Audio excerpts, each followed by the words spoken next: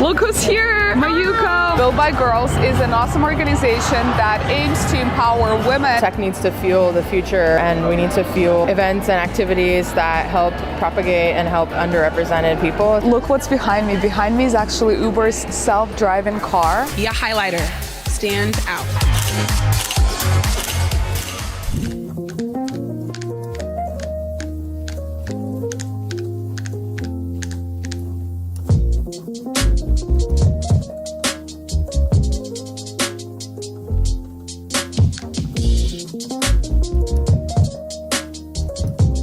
Welcome back to my channel. Today I'm at the Built by Girls Summit. It's an amazing event to empower women in tech, and I'm gonna take you here behind the scenes and not behind the scenes to the event so you can check it out and see it for yourself. So stay tuned.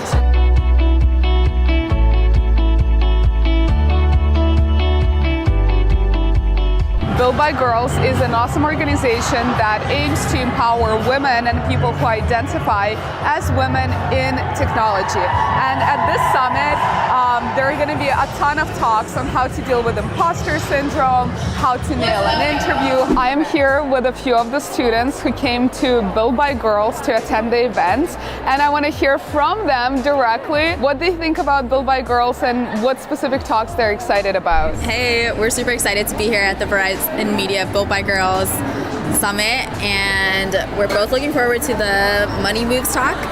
Yeah, I'm excited to hear Berna speak. She went to my school, USC. Fight on. Yes. Yeah. I am here with Ingrid and Christine, high school students from Life Academy in Oakland, correct? We've heard about Built by Summit by our former computer science teacher, Claire Farrell. So we both took AP Computer Science 2 years ago, and so we're still keeping up with our interest in computer science or like female empowerment in the tech field. Amazing. And what are some talks that you're most excited about? I'm really excited about the keynote, the one where it's feeling an imposter, just because like myself, I'm not really as confident when it comes to computer science, and just feeling like I belong is like something pretty important to me, and I want to know more about that. And I don't really have any expectations about all the presentators, but I'm hoping that I can learn something because they told us to bring a dollar bill, so hopefully I get something out of that.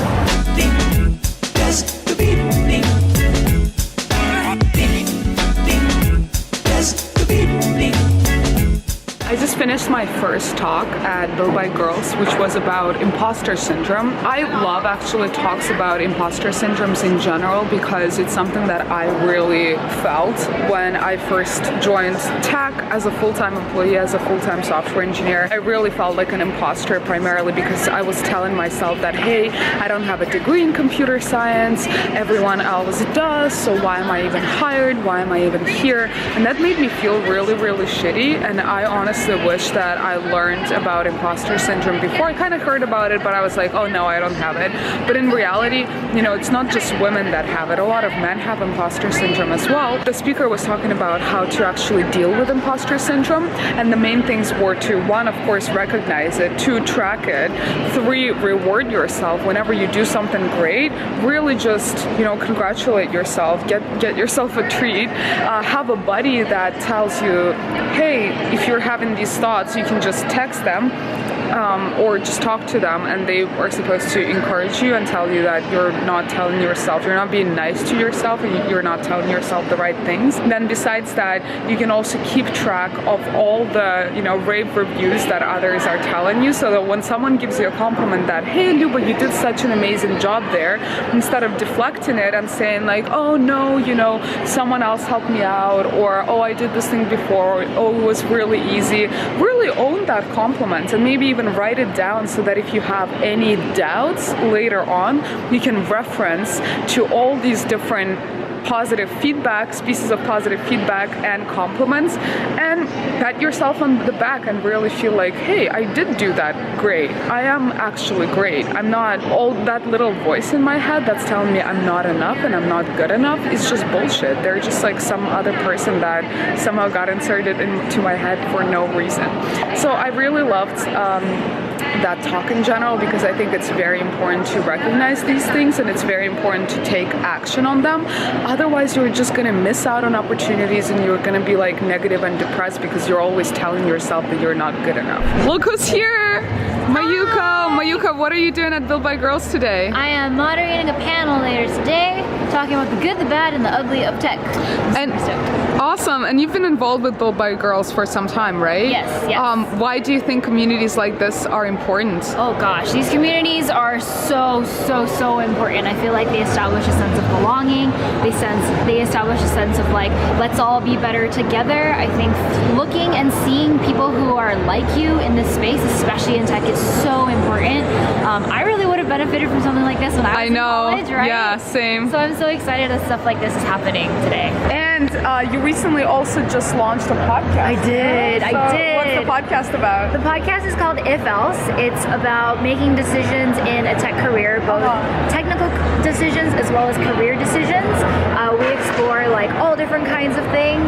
The first episode is already out. It's really fun. It's really you guys should check it out. I listened to it and I was like, damn, I wish something like that existed when I was deciding on my software engineering career. We're making this future here together now. Making it better together. Yeah. Awesome. This building is so beautiful. It's huge, lots of light, and it actually is owned by Uber, and Uber was super kind to sponsor and give the space to Built by Girls Summit today. And here actually happens to be Laura, who works at Uber. Laura, why do you think events like this are important in general? Yeah, I think in general they're really important because tech needs to fuel the future, and we need to fuel events and activities that help propagate and help prop up underrepresented people, especially young women, especially young non-binary folks. So really grateful that we get to be a part of this, and I hope that we continue seeing tech companies supporting these types of events in the future. Amazing. Yeah. It's lunchtime. They have two amazing Californian food trucks here. One is for sliders and another one that is Mexican. So I'm definitely going to go to the Mexican one because I absolutely love Mexican food. I think they have quesadillas, tacos, burritos there. So trying to decide between a quesadilla and some tacos. But we'll come back later because the line is quite crazy right now. One of the partners of the conference is Bumble, and Bumble Biz is doing professional headshots here. See, they have like a legit photographer here.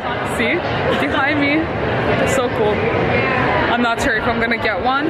Not sure if I look my prime today, but maybe later after I grab lunch. I just got some berries. They have a ton of fresh berries here, and I absolutely love fresh fruit.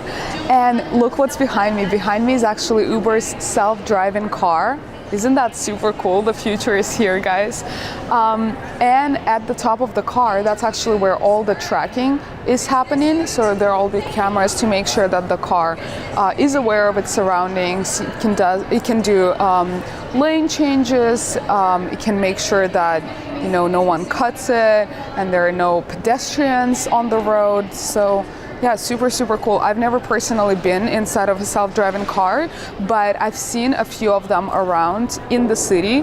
So they constantly test these cars, and I wonder when they actually become pretty common, but it is happening, which is crazy. And then over here, I freaking absolutely love these things. These are mopeds, electric mopeds. And they're so fast and easy. The funny story about it is that I was the biggest hater when they literally invaded the city, because all of a sudden, about a year ago, there was just so many of them everywhere and everyone started riding them. Okay, have you seen them yet? The sudden surge of all those scooters. The San Francisco MTA impounded dozens of scooters. These scooters run amok. They zip around on the sidewalk and sometimes get dumped right in the middle of it. And I was just like so over it.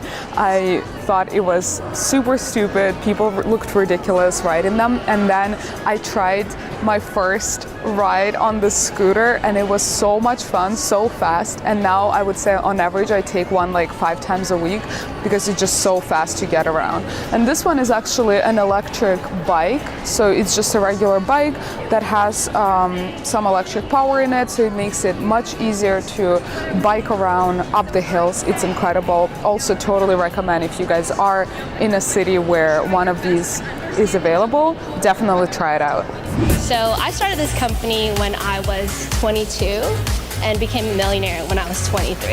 If you got money in your bank, say hey. If you wish there was more, say that's it. We don't want you to fit in, we want you to stand out. Be a highlighter, stand out.